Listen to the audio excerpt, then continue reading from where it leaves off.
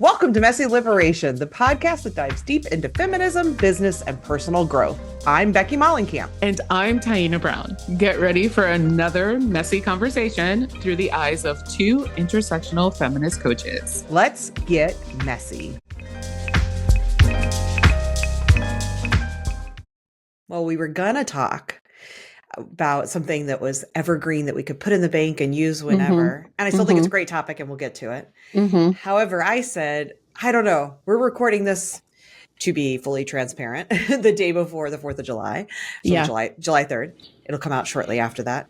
And I was like, to me, I feel like what happened on the 1st with Supreme Court ruling about presidential immunity feels too big to not talk about, I guess. Yeah, it would be weird if we didn't mention it.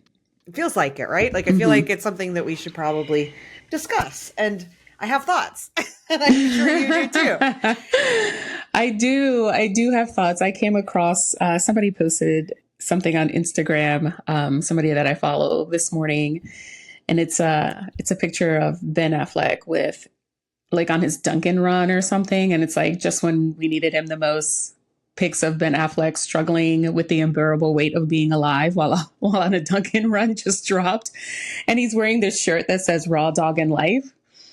And that's what I feel like. I feel like we're kind of raw dog in life right now. So.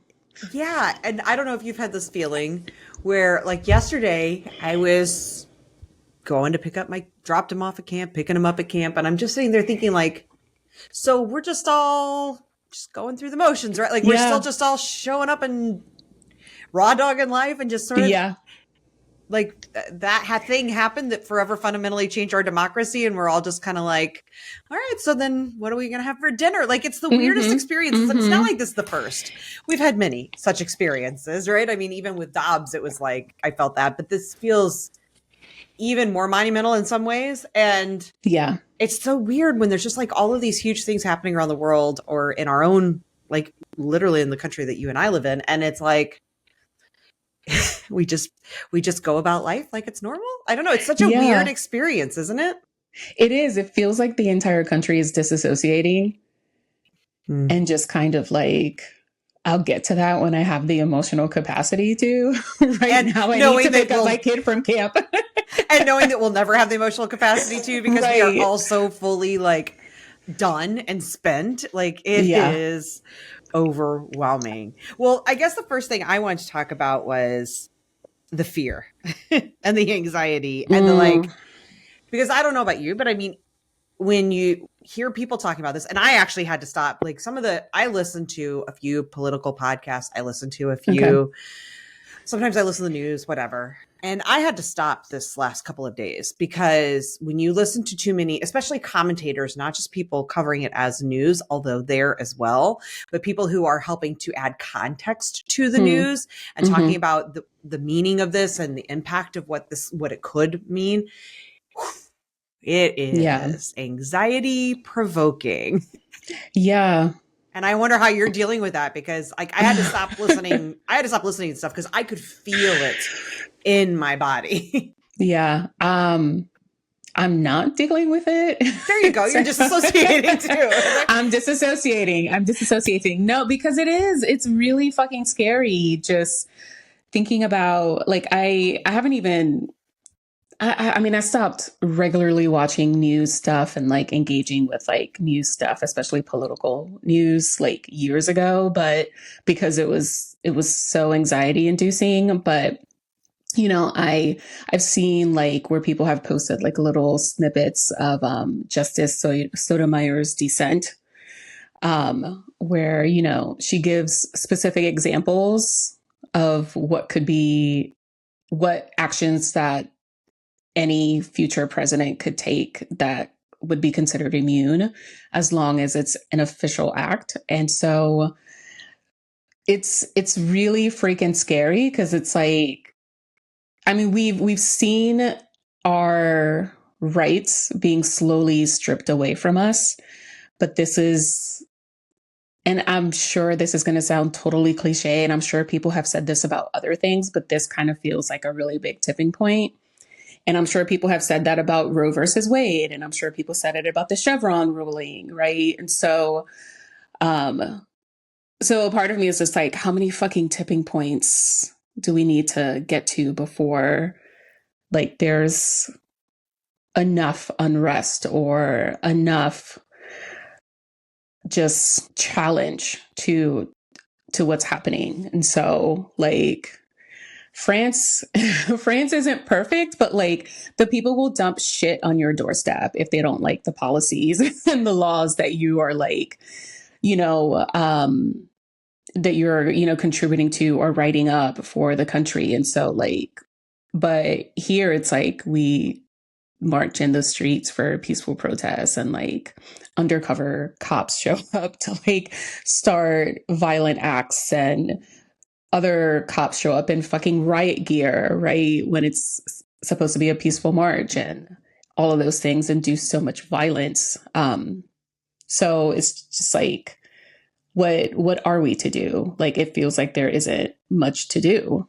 No, it's so tough because I feel all of the anxiety around it. And then I'm like, okay, well, I can do it, like dissociate or not even like just sort of ignore it. And there's a part of me, and I don't know if you feel the same way, where I have this like the angel and devil on my shoulder in a way where I'm like, part of me thinks that's what I need to do for my mental health, right? I need to just not know about these things in a way, like hear it, know it sucks, but that's kind of it. But then there's this other part of me that's going, but that's what people do in also have done historically in all Yeah. sorts of situations where later they think, how did this happen? And like, Yeah. I feel like there's this other part of me that's like, I need to be educated. I need to be in the fight.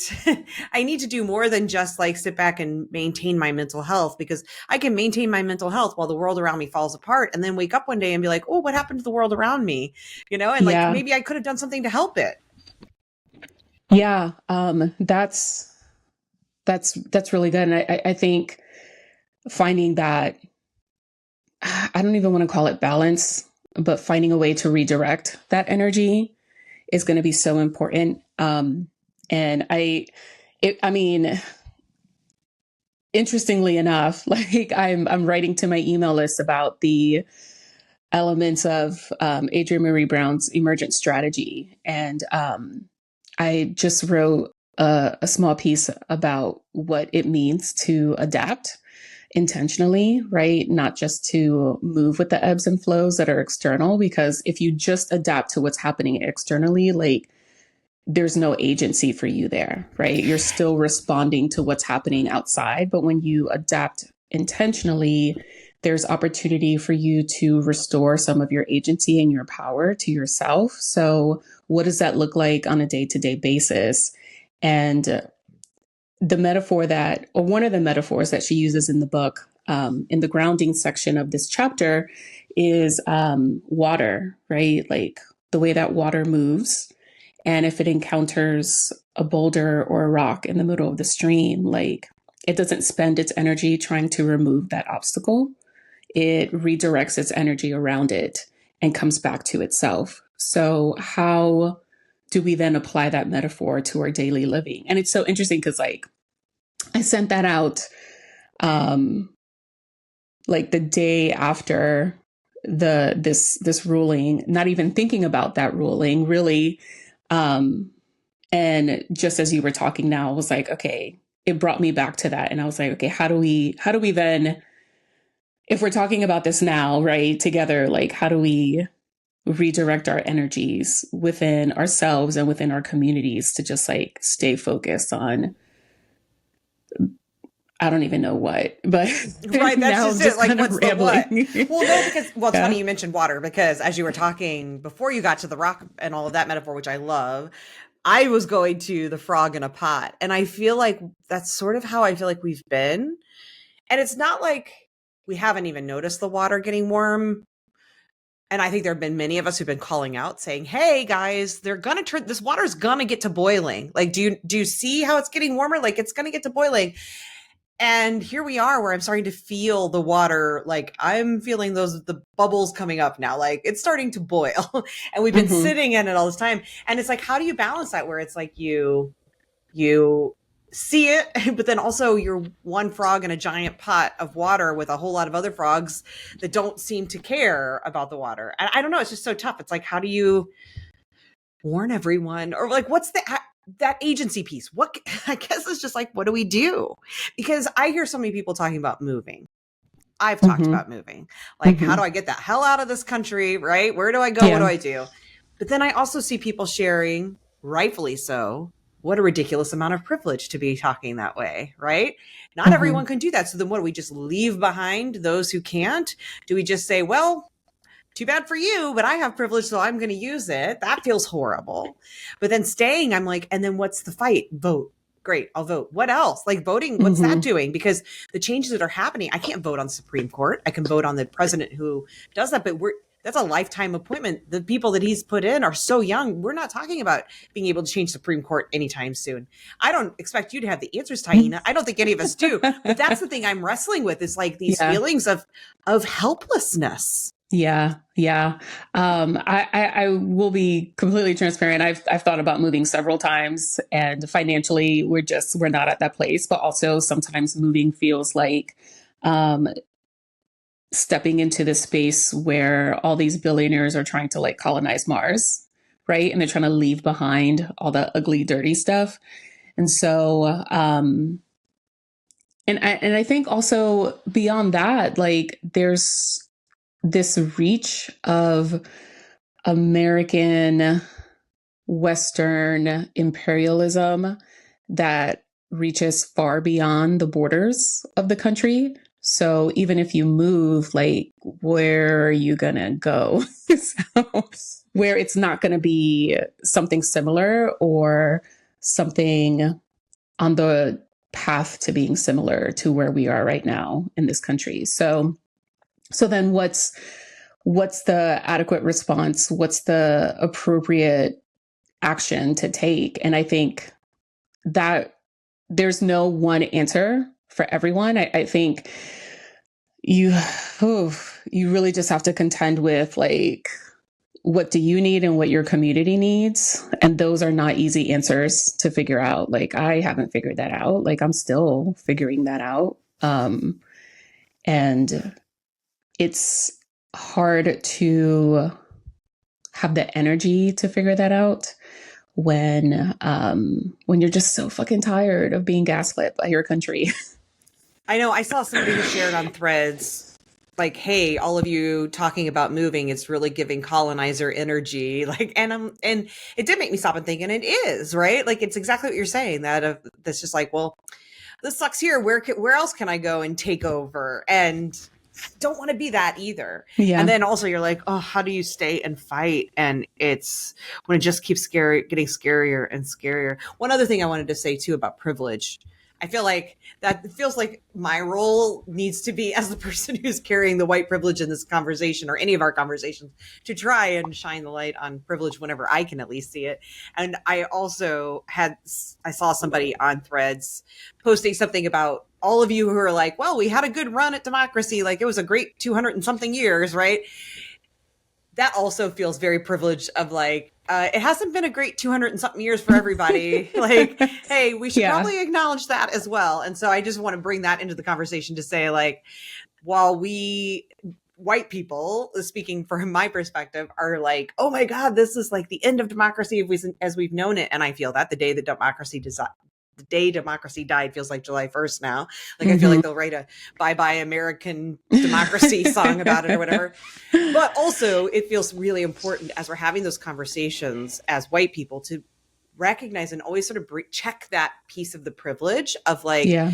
it hasn't been a great 200 and something years for everyone. It's been not a great Yeah. 200 something years. Yeah. And yes, what's happening is awful. But then there's that piece of me that thinks, and I think you've talked about this, I don't remember here or outside of here, we've talked about this, that also maybe that boiling water is the thing that we need for us to jump the fuck out of the pot. Like, maybe this is the inevitable place that we go when we've built a country on the backs of humans, and by stealing the land from other humans. Like, Yeah. everything about this country its formation and history is so fucking wrong Yeah. that it's like, is this the ultimate reckoning that we all have to kind of deal with? And that scares me because I don't want to talk civil war or anything like that. But like it does feel like we're coming to this place of a bit of like at a more rapid clip each year. Like it just feels like it's accelerating to this place of a real reckoning as a nation about what kind of nation do we want to be. That's scary. But also inside of that, there could be some hope. Like if you think back to the Civil War times, and again, fully recognizing my privilege inside of that. But I mean, it was a time of another reckoning of people having to say, what kind of nation do we want to be? Yeah. Do we want to be a nation that is like the South? Do we want to be a nation like the North? And clearly, even though we said we wanted to choose not to be a nation without slavery, it's not, we didn't do it well. But point being, there was another time of a real reckoning and having to say, what is this country fundamentally about? And I feel like we're hitting that place again. And that's scary, but also has some hope. Yeah. I think that's definitely something to consider. And I have said that before, like if the whole thing just needs to collapse, like let it collapse. And so, and I want anyone listening to understand that when I say that, I don't just say that as a Black person. I say that as a queer, disabled, fat bodied, like, non-white woman, right? Who is, has many hardships that I'm dealing with, right? I didn't grow up with wealth. I didn't grow up with a thin body. I didn't grow up with any kind of like what most people would call privilege, right? And so being able to like do things like go to college and co-host this podcast with you, like I consider those things privileges, right? But and so when I say if it needs to just like collapse, let it collapse, I say that with an enormous amount of fear and trepidation for what that will actually look like.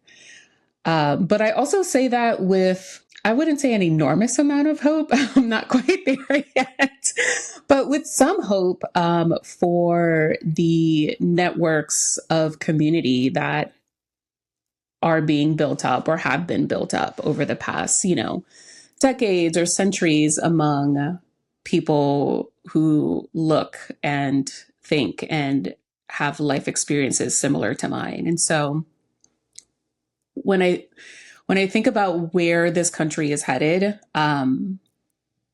it feels like the waking up is happening to mostly white people right now. And I feel like non-white people or disabled people or queer people have kind of known this for a while. And again, and this isn't the oppression Olympics. Like it's not about who's been more oppressed and who's known it longer or anything like that. But there is the truth, the bottom line that like having privilege shields you from being able to recognize oppression when it happens. And the more privilege that you have, the harder it is to see that because you don't personally experience it. And so as someone who has multiple identities that have experienced oppression growing up, it's always been clear to me that there's something very wrong with how this country functions and how it treats its people. And so when I see people freaking out, they're like, and rightly so, people should be freaking out. Again, not saying that people shouldn't be freaking out, but there is like the part of me that's like, well, what did you expect? Like, what did you think was going to happen? Right. When in 2016, I forgot what the numbers were, but 53 or 54% of white women. Yeah, voted for Trump. Mm-hmm. Like what? I think it's 54. What did you think? It's what did you think was going to happen? Yeah, exactly. And I think we as white women, it's really easy to say, well, I'm part of the 47 or the 46 or whatever percentage it is that didn't. And I am very happily to say that I would never and did not vote for Trump. But that doesn't shield me from the fact that the same privilege that allowed those women to vote for Trump protects me. Right. And I think it's important to know that and acknowledge that, and to not, because I think it's just so easy. And I've been here and I can still feel it in my bones, because it is the conditioning I have, to feel that immediate tension of defensiveness, of needing to say, but I'm not them and I'm different. And, it's separate yourself from the privilege that still shields you. And it's really important to not do that, to not say they, them, but we. Like, as white, I have to say, as white women, we cause this, right? White people cause this, and white women even more specifically. And people will often say, yeah, but what about the much higher percentage of white men that voted? Yeah, but they sit at the very top of that pyramid of privilege. And of course they did, right? But white women hold the unique positionality of having a marginalization of being women, and still being able to, by that 54%, showcases exactly how we fall back on the privilege that we do have, the proximity to our positionality there, to be able to say, well, yes, I'm a woman and there is that oppression. I'm not getting oppression Olympics, but there is truth to the fact that being a white woman does not even come close to winning the oppression Olympics, right? Like, if we were gonna have them, we don't win. We're coming in last place. And we often want to think that we are at the head of that race. Like, there's this foot race in the oppression Olympics, I'm right up there because I'm a woman. But if you are white, and even if you I'm queer, but I present, and this is such a stupid way to say, to talk about these things, but no one looks at me and immediately says, oh, you're bisexual, pansexual, because I'm in a heterosexual relationship and I am not, there's no other way of knowing, right? So like, I am straight passing. And so even if I have these other privileges, if they're not, or these other oppressions, if they are not, and I'm fat, but I'm not morbidly fat, or what, I don't know, large fat, big, whatever. There's so many different words for fat. I'm mid fat, small fat. I don't know what the words are these days, but so just enough that, yes, that can cause some amount of marginalization, but it's certainly not enough to supersede the whiteness that I carry. That trumps all of them. I hate using the word Trump anymore for anything. I know. That trumps all of them. Anyway, I just think it's so important. And it brings me to a thing that I just thought about, because I'm wearing the shirt that says, I've got 99 problems, and white heteronormative patriarchy is basically all of them. And I went today to go pick up a rug that I bought on Facebook Marketplace. As I was driving, I realized, holy shit, this is way out in Trump country. Like, it was a part of rural St. Louis County that's I would imagine voted 85% Trump. And I'm wearing the shirt. So I posted about it on Thread saying, like, I'm kind of proud that I'm wearing this shirt out in this part of the world. And a Black woman said, wow, that's brave. And I had to quickly check myself and say, like, I should acknowledge also that it's not that brave, because my whiteness carries a privilege that supersedes all of the other privileges, right? That will protect me, that's going to keep me safe. I can show up in those communities, and would I potentially be heckled, laughed at, whatever, perhaps. But am I likely to face harm? No. Now, if I were a Black woman wearing the shirt, if I were more, overtly queer in my presentation, if I were very, clearly large fat, if I were, walking with a cane or in a wheelchair, like, all of those things would change it. So anyway, this was very long-winded to say that it is so important for us to acknowledge these privileges as we sit here as white people talking about these issues of, like, oh my God, everybody, the sky is falling. Can you believe it? Because, like you said, there are so many people who are like, bitch, the sky's been falling since this country started. Like, what sky? There isn't any left. Right. So I think it's also important to note, that, like, you mentioned, you're part of, like, the 47% who did not vote for Trump, which I genuinely appreciate.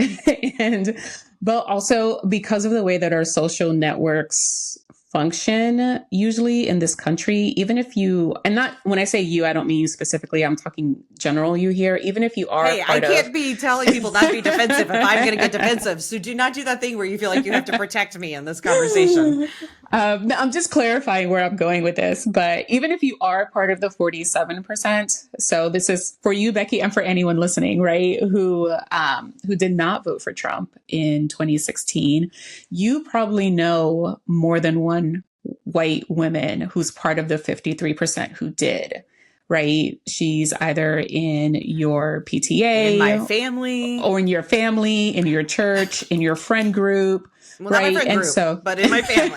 I can say for myself, at least, not to get too defensive again, but I have done a lot of work to cull those yeah, folks out of my life. yeah, But family, is family. yeah, yeah. So, the point being that like we all know people who don't exactly align with what we consider progress and what we consider equity in this country. And so voting, listen, I am of the mind that the government's not going to save us, right?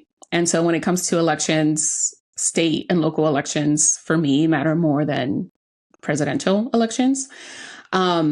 Because those are the people who are really in a position, or those are the people who are in a position to really hear you, right? If you need to go that route. But outside of that, like change has to happen within our circles, within our social circles, right? And that includes friends, that includes family, that includes colleagues and coworkers and neighbors and moms in the play date groups. Like it includes, people that you go to networking events with, and if we're so focused on, if we spend so much energy on just like politicians who, at the end of the day, most politicians are bought, like honestly, like by funders, right? And so certainly at like, the federal level. Right. Like all the politicians that APAC funded that so far this election cycle have won their races because they've put so much money behind their campaigns. So, which we know that's going to turn into favors later, especially now since the Supreme Court said that politicians can be bribed. So, so that to expect change in a system that has been corrupt from the start, like, I think it's a bit naive. I think the change has to happen within our spheres of our, like, for real spheres of influence, like our social circles and our mutual networks. And that's the only way that we're gonna get what we need to survive this, and to make it through. Because again, like I saw someone post again on Instagram. Instagram has been popping off. All social media has been popping off this week, but and they brought up the perspective that like anyone working on the Biden campaign right now is really working on the Trump campaign, and they should be treated as such. Because why would you encourage someone of his limited capacity to continue running when obviously is not the best fit, but also like he's losing in all the swing states right now. So like according to like polls and stuff. And so, so to say, yeah, go for it. Like you got this, we're going to win. Like you're just like, that's willful ignorance at this point. And so, I'm just like, yeah, that tracks. That tracks. That seems like a very subversive way to like get the opposite done of what you say you are trying to do. Oh, I can't hear you. Sorry, I muted myself, but I'm just going to leave this in because I'm not editing it out. This is what I do. Trump feels like a notable exception to what I'm about to say, but historically, the difference between the two parties, at least, and most especially, I think, since the rise of like Reaganomics and neoliberalism, is minimal at best. Because 100%. of exactly what you said. They're both so bought and sold by corporations and oil and all of those corporate interests that ultimately there's very little difference in what they actually accomplish. I do believe that some of them may actually have some fundamentally seismic differences in like their true personal beliefs, but in what they will accomplish, the two parties have been, there's almost no difference between them. I think Trump's different because he doesn't actually care about Yeah. politics. He doesn't care about government. He doesn't care about America. He only cares about himself. And that is, I think, fundamentally a bit different.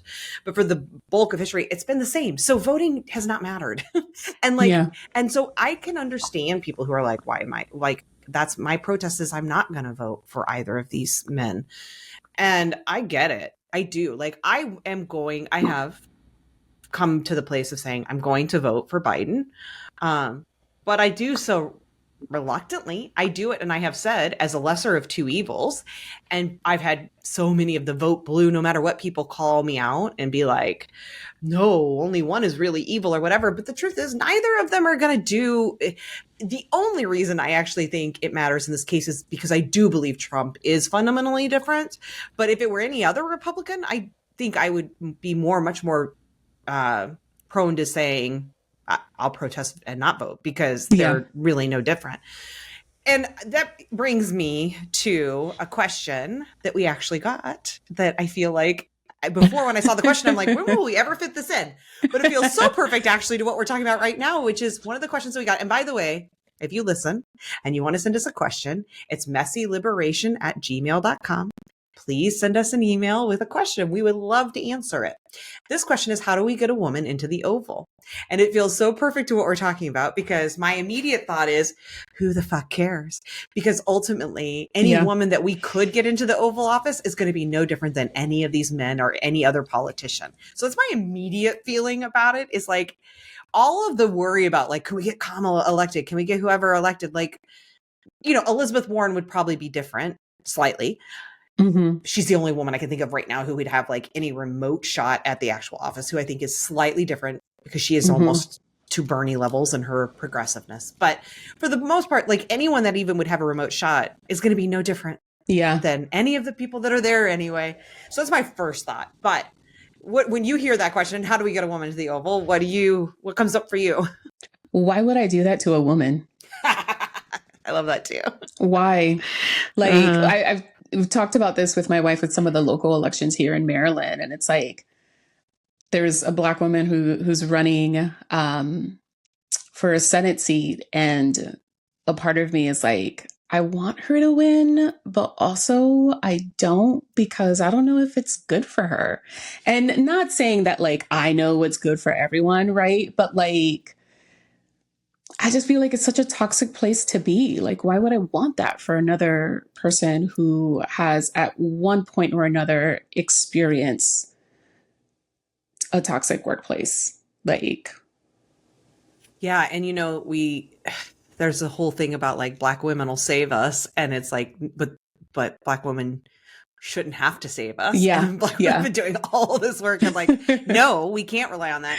And then also I look and think any politician I could think of is not going to be substantially different. It would have to be like a radical Black woman to actually, for it to matter beyond tokenism sort of representation. Like we get a woman elected if any of the women that would have a chance at getting elected, great, we've had a woman in office, but was it substantially different? I mean, and I campaigned for, loved Barack Obama. And let's be honest, he was a moderate at best. Certainly not a progressive. And so, yes, we've had a Black president. But did it make substantial changes for the Black experience in America? And I feel like it'd be the same thing for a woman. We get a woman in office, white, Black, whoever. Do we actually believe it would make any substantial difference, meaningful difference for what it means to be a woman in America? I don't. Yeah. This is why, like, when people are like, oh, we need, representation at like all levels, like, okay, that's a good place to start, but like, let's not stop there, because like you can have someone who represents you based on your identity in a position of power, and they will still put their foot on your neck. 100%. I mean, I would rather have Beto O'Rourke represent me than Marjorie Taylor Greene. Do I share right? Do I share more marginalized identities with Marjorie Taylor Greene? Yeah. Is Beto O'Rourke have more privilege than me? Yeah. but clearly one person is going to be a better representation. And that was just a random example pulled out of thin air. Bernie Sanders, whatever.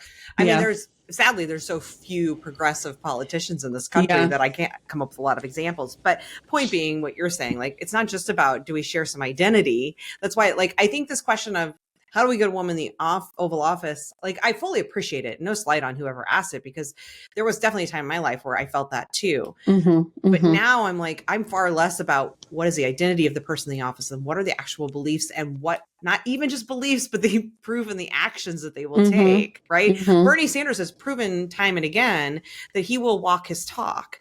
AOC is starting to be that kind of person. Cori Bush, who I'm very proud to say represents me in my district, is amazing, right? And she is like that. But there are only so many progressive politicians that are actually not just saying, oh, I believe all of these things, but then actually voting that way, actually fighting for it when it gets tough, saying, no, I will, show up this way.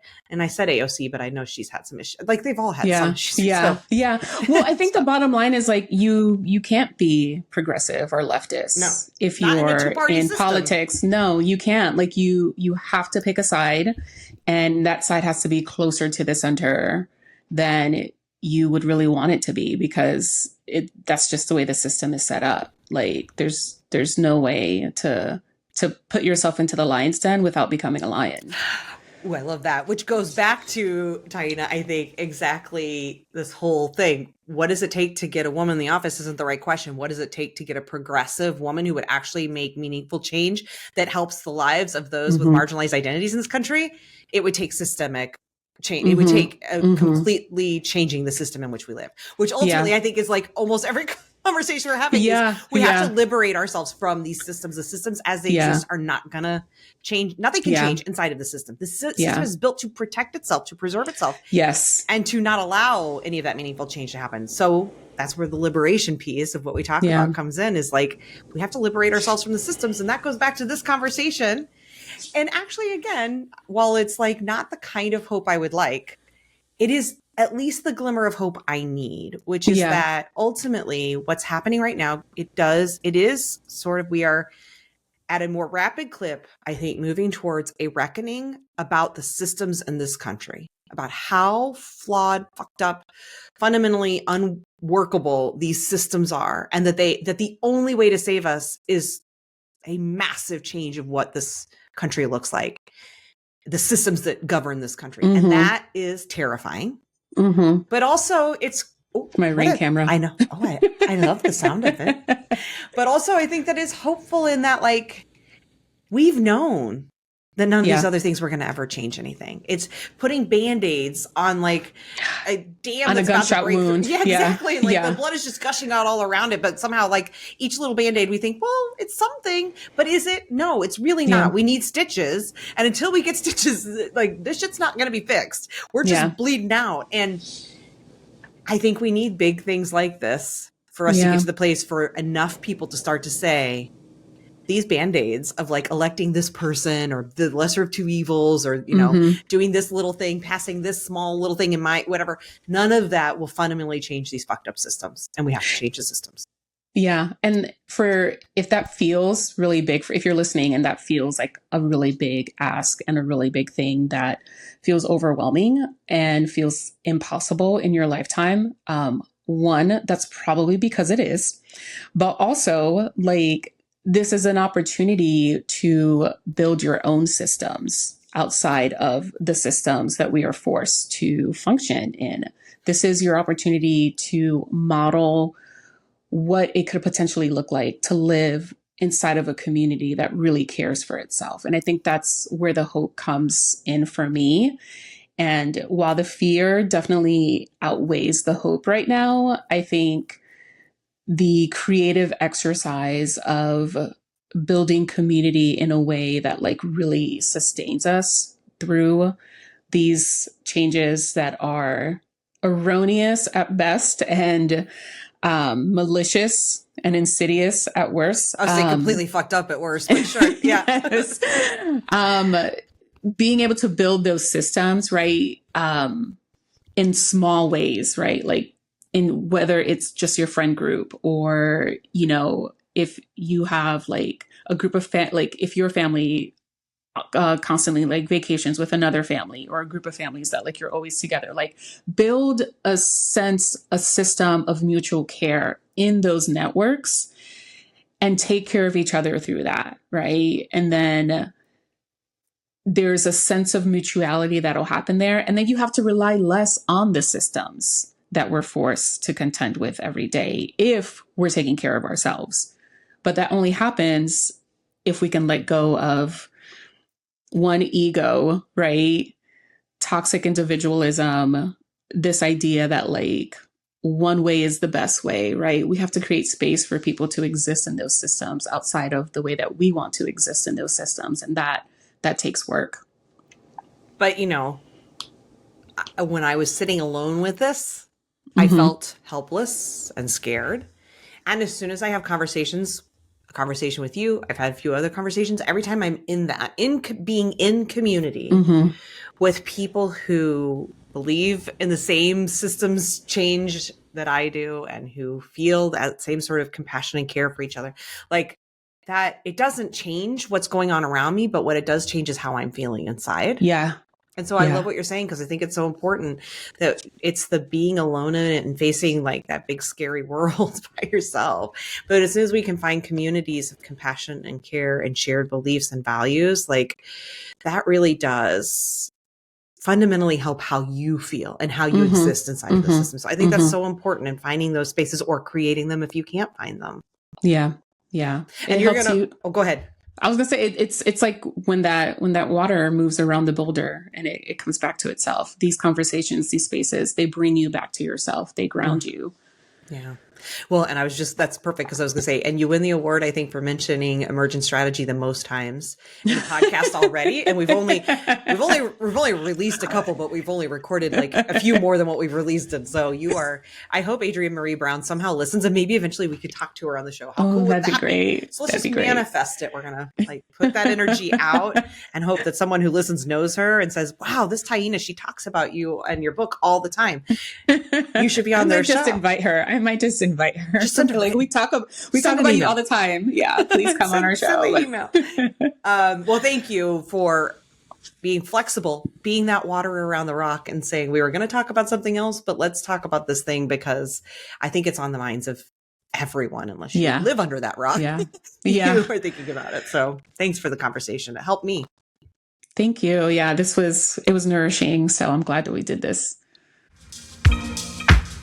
Thanks for listening to Messy Liberation. Will you please take a moment to subscribe, rate, and review wherever you listen? I know people say that all the time, and if you're like me, often you just go on to the next podcast, but truly, taking that moment to do that will really help us reach a wider audience. Thank you so much for your support and for listening today. Until next time.